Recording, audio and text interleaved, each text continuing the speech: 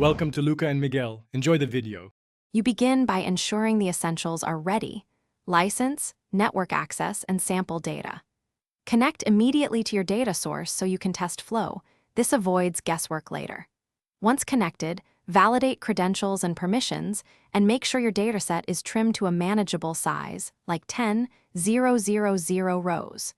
Doing this first saves time because configuration issues reveal themselves early. You'll be able to proceed to transformation with confidence and a working connection, so don't skip these checks. You now set up transformations, filter out noise, join tables logically, and aggregate metrics that matter. Use preview mode to inspect a subset of rows. This helps you spot incorrect joins or wrong aggregations quickly. Once a step looks right, lock it and proceed. This prevents accidental regressions. Make sure to document column mappings and any calculated fields so you can reproduce results.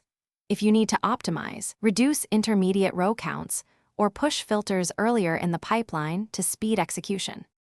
You finish by running a full pipeline test and validating totals against expectations. This confirms accuracy.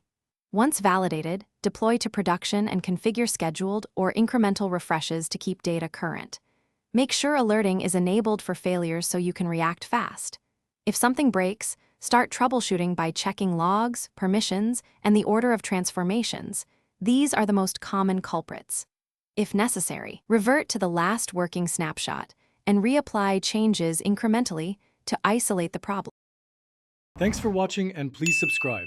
It's the best investment you'll ever make.